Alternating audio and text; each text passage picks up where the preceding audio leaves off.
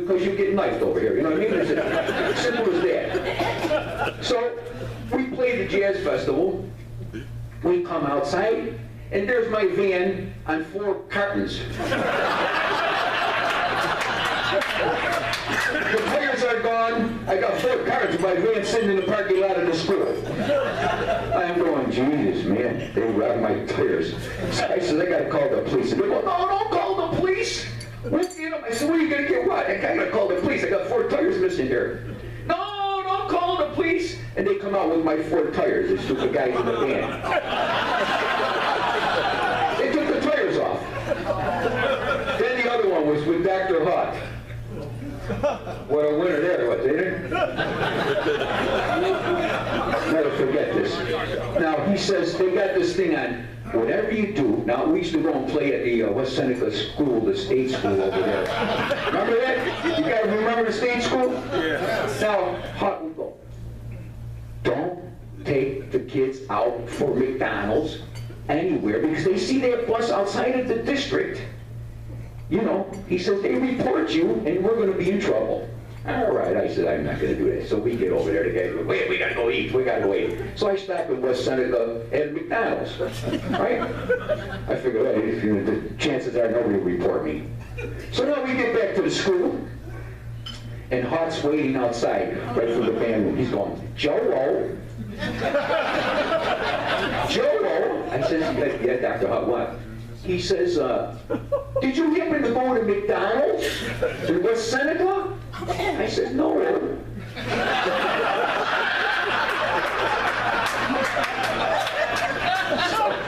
So he goes, he says to me, I said, why? He goes, because the manager called up and said, the red runner is missing from McDonald's. I said, no, I don't know a thing about it, right? I don't know. So now we're outside talking at the bus, outside the band room. He's talking to me at the bus. So no, I said, I don't know anything. We didn't stop it now, nothing. So I walk in the band room. These guys took the red runner and they rolled it all the way down the hallway. So now he comes in the thing, he goes, what is this, Joe-o? These guys used to give me more trouble.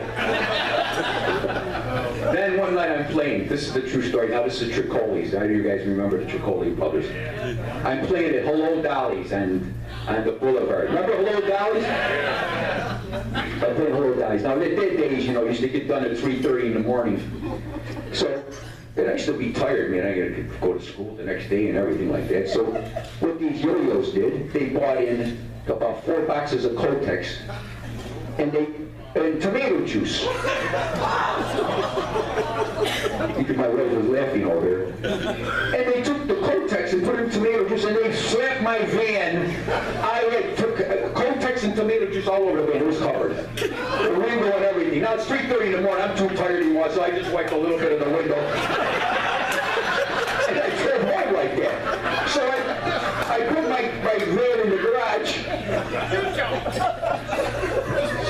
Who was it? Who did it? You guys did it? Billy, Diane, Nicholas. Oh, now I know. I thought it was Tripoli. Oh, you guys did it. I'll kick your ass later.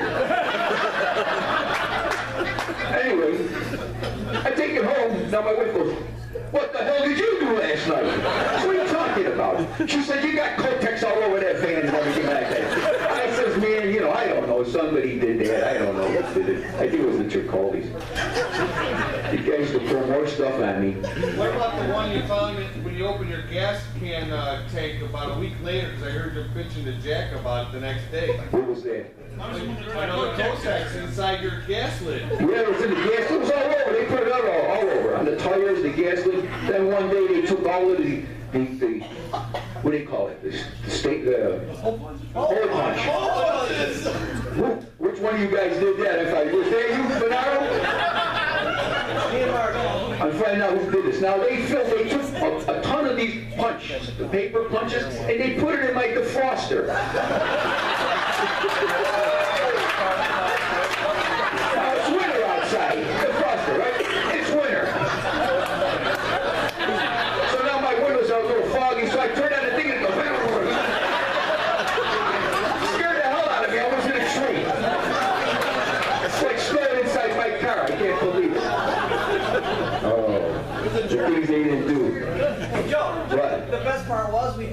call hole punches during jazz band. Yeah, you probably did. I believe it. Yeah, he's like, what are you guys doing? We're like, art project. I believe it. I believe it. But then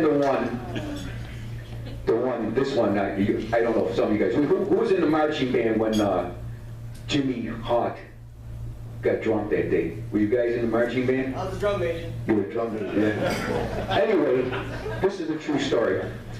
Anyway, we were going to, Hamilton. Hamilton, remember? Yep. We were going to Hamilton. Now, we had to leave. We had to be in Hamilton at 8 o'clock for the parade, the Santa Claus parade. So we left like 6 o'clock in the morning. Now, I'm getting the guys on the bus, everybody on the bus. In comes Jimmy Hawk. Right? Drunk out of his mind. He drank a whole bottle of Jack Daniels. He's throwing up 30 feet. I'm not lying to you. I mean,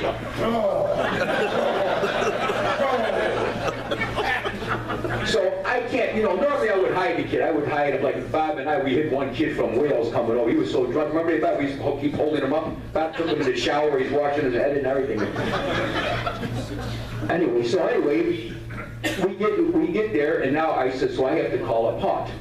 Tell him his son is drunk.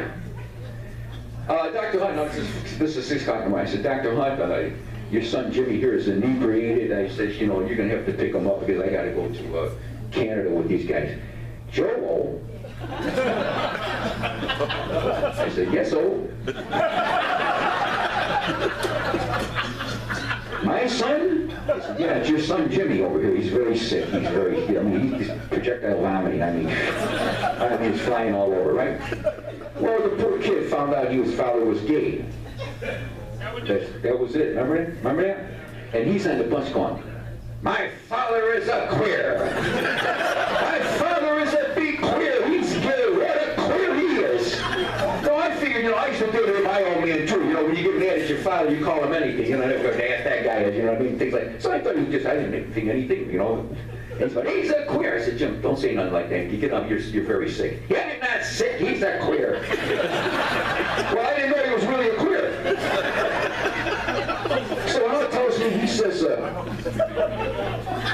to me, Joe, I'll take him home and I'll talk to you on Monday about him. I said, okay. So now he calls me on Monday morning. He says, Joe, he says, what would you have me do with my son? I said, Dr. Hunt, your son, do whatever you want. If you want to suspend him, good. If you don't want to suspend him, I don't really give a damn. You know what I mean?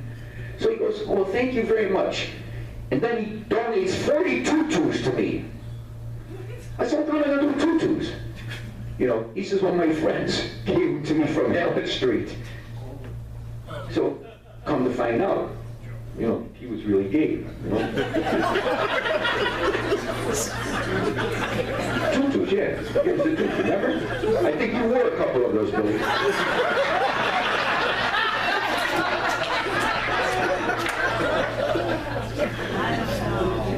Anyway, then, Overacre. Not your great marcher. He used to love all these women. He used to go Kirsten, Becker, and who was the other one? Leslie. Oh, Leslie. He was in love with Leslie. Oh. Doc, can you get me set up with Leslie? I never said that. Yeah, you did. Yeah, you did. I said, how am I going to do that, Billy? Well, she don't love me. I love her. I love her. I said, well, good for you. So now he gets all upset. Now she's walking by, and he's got the bass drum. He's got the bass drum on the thing. Who? That's okay. I'm not saying nothing bad. So anyway, he's walking by, and he's got the drum. Boom! He falls down. He falls down, he gets his lip, he cuts his lip open. There's blood all over the place, right? So I don't know what to do. I go get a wheelchair. I put him in a wheelchair with the bass drum. He's got the bass drum. I could unstrap it from him, you know what I mean? He's got the wheels, the blood's coming out. And I'm rolling him. I said, what do you want me to bring you, your father's office?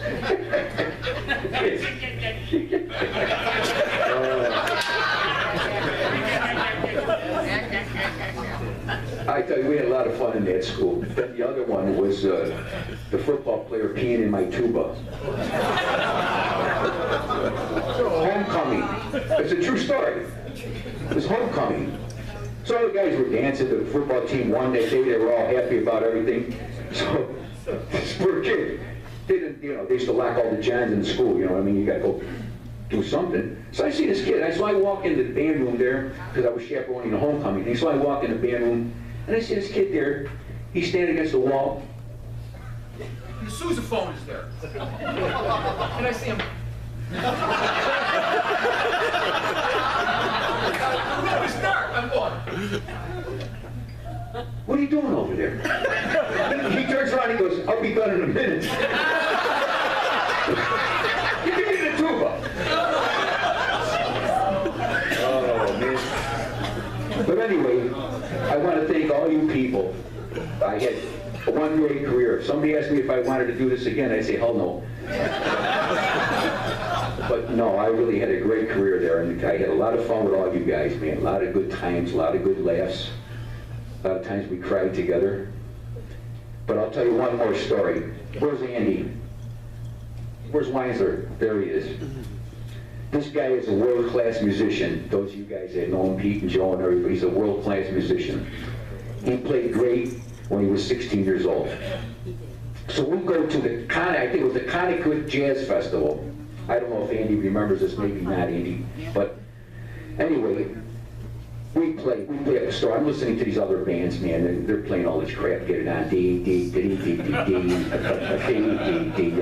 and like this. So now they announce the awards, and this band from Kentucky, first place. This band, second place, third place. So I said, what the hell? I don't know how we lost because I listened to these other bands. I said we should have come at least third place. So I go down there, and Don Ellis was conducting, and I knew Don because Sammy Falzone used to play in his band, and Sammy Falzone, who just passed away, was in my band for many years, and I know Sammy, and Sam used to work with him. And every time Don Ellis used to come into town, I'd go pick him up with Sam, and we'd talk to Don and everything like that. And he was there with John LaBarbera, who I also know. So we come down and it says, Sweet Home Band disqualified. So I says, what the hell? So I go up to Don Ellis, I says, Don, what are we disqualified for? So he takes his finger and points it in my chest. He says, come on, Joe, you know. I said, no, I don't know. What do we have done? He says, you put that 30-year-old ringer in the band. They thought Andy was 30 years old. Because he was premature bald, right? He was 12 when he was 16. And I'm noticing over here, there's a lot of you guys like that now. Matter of fact, Andy, somebody told me today, do you notice Andy's got more hair than he had when he was in high school? Not at all. But you thought he was a 30-year-old ringer. So Andy just got his license. I'll never forget that. He was 16 years old. He got his permit. I said, Andy, give me your permit. Because Andy was talking about how he got his permit. The guy goes, I can't believe it. So they already gave out the trophy. So they let them guys play. I think Bill Weiss played and Andy, you at night, ain't it? The five of you guys, they tried to make amends on that. And they made the guys play at night. And we lost the jazz ensemble because of the 30-year-old ringer in the sax section. But anyway, thank you all. And right now, if you guys go to your car and get your earplugs, we'll try to put this band together. You got one more comment? We don't want to hear it. Thank you very much.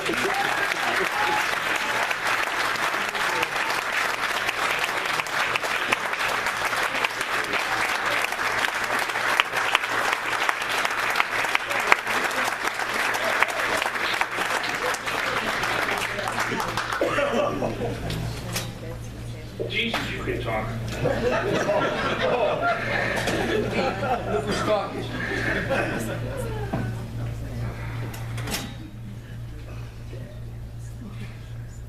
When putting this together, we're part of a special organization called the Sweet Home Jazz Ensemble, all alumni. We're the guys who knew what the jazz ensemble needed, what it was, where it came from, how it got started. So we decided to do something for Joe. We sent out some emails, got people interested, and this is what we did. Here's another trip to Iraq.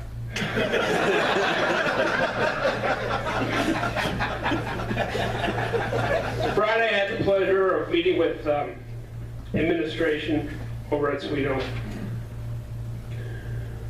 to deliver an agreement and a check. Sweet Home Jazz Ensemble alumni grant agreement. This document shall serve as an agreement between the Sweet Home Central School District and the past students of Sweet Home High School Jazz Ensemble, known as the alumni. These funds are hereby donated to the Sweet Home High School Jazz Ensemble in the honor of our teacher and dear friend, Dr. Joseph M. Baudo, retired. Sweet Home High School, located at 1901 Sweet Home Road, Amherst, New York, 14228. The attached funds are given specific allocation and designation for the sole purpose of the following: instruments and equipment exclusively for the sole use of the Sweet Home Jazz Ensemble, such as brass instruments, trumpets, trombones, and saxophones,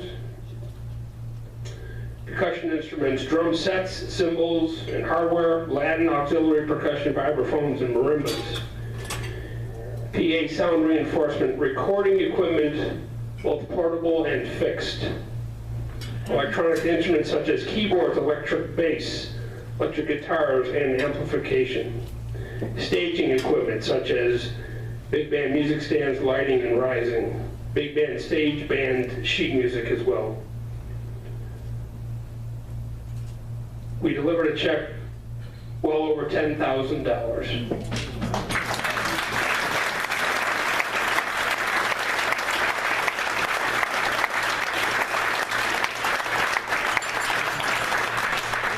The school truly did not know what to make of it. They were just absolutely, really, really excited.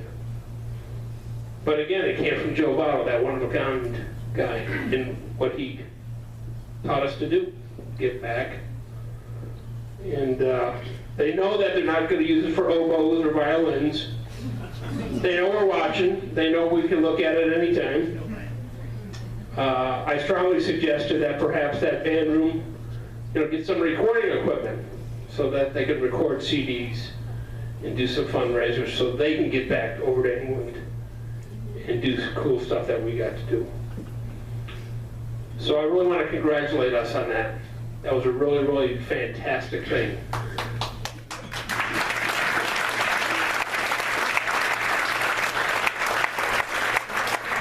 Keep in mind that fund is open.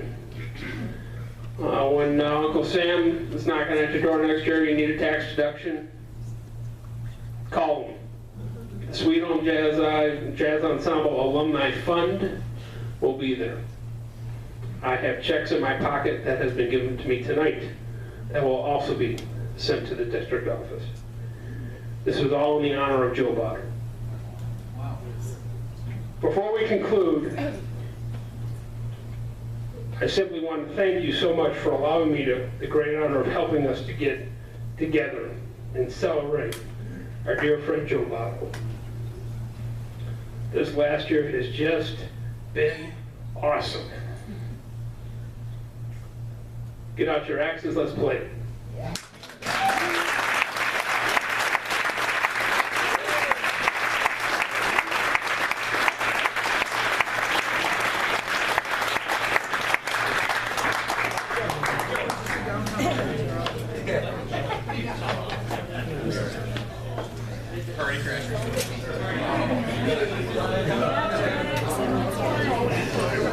Sharp.